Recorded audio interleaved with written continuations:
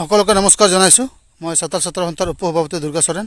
আপোনালোকক ইয়াতে জনাব বিচাৰোঁ যে কোকৰাঝাৰ স্থিত কাৰিগাঁও যি মানসিং ৰোডত যি ঘটনা সংঘটিত হ'ল তাৰ বাবে আমিও দুখ প্ৰকাশ কৰিছোঁ। এইখিনিতে উল্লেখ কৰিব বিচাৰিম যে ঘটনা সংক্ৰান্তক দণ্ডাধিক পৰ্যায়ৰ এক তদন্ত হ'ব লাগে আৰু য'ৰ পৰা ঘটনা সংঘটিত হৈছে তালৈকে তদন্ত কৰি যাতে ইয়াত উচিত ব্যৱস্থা গ্ৰহণ কৰা হয়। আৰু এইখিনিতে আমি জিলা প্ৰশাসন, অসম আৰক্ষীক, অসম চৰকাৰক আহ্বান জনাম যাতে যি শান্তি শৃংখলাৰ বৰ্তমানৰ এই বিটিআৰ বা বৰ্তমানৰ যি অসমখনক যাতে কোনেও বিশৃংখলতাৰ সৃষ্টি কৰিব নোৱাৰে বা বিশৃংখলাৰ সৃষ্টি নকৰে তাৰ বাবে আমি আহ্বান জনাইছোঁ। আমি খন্তেক সময় আগতে গম পাইছোঁ যে কাৰিগাঁও অঞ্চলত খুব তীব্ৰতৰ, খুব উত্তেজনাপূৰ্ণ বিৰাজ কৰিছে, খুব অপ্ৰীতিকৰ পৰিস্থিতি বিৰাজ কৰিছে।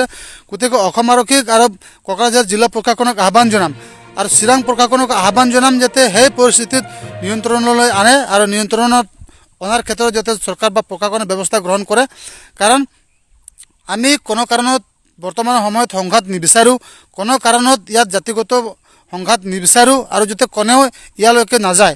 গতিকে আমি ছাত্ৰ সন্থাৰ হৈ আহ্বান জনাম যাতে প্ৰতিটো জাতি জনগোষ্ঠীয়ে যাতে সংযম হৈ থাকে আৰু এইখিনি সময়ত আমি দোষী কৰায়িত হ'ব লাগে, দোষী কঠোৰ শাস্তি প্ৰদান কৰিব লাগে, পাবই লাগে।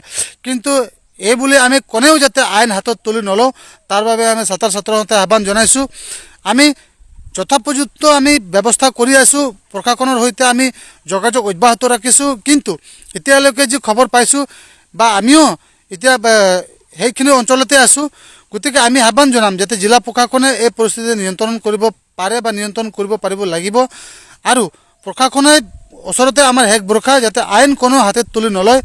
আমিও আহ্বান জনাম যাতে ইয়াত কোনো জাতিগতৰ ভেদাভেদ নাহে, জাতিগতৰ পৰিস্থিতি যাতে সৃষ্টি নহয় তাৰ বাবে আমি চৰকাৰক আহ্বান জনাম আৰু প্ৰশাসনক আহ্বান জনাম যাতে এইখিনিতে সকলোকে যাতে সংযম হৈ থাকে, সকলোকে যাতে সমিলমিলেৰে দোষী যিয়ে নহওক তাক কঠোৰ শাস্তি পাবই লাগিব, আইনৰ আওতাত তেওঁলোকে শাস্তি পাবই লাগিব, যাতে আইন কোনেও হাতত তুলি নলয় তাৰ বাবে ছাত্ৰ সন্থাই আহ্বান জনাইছোঁ।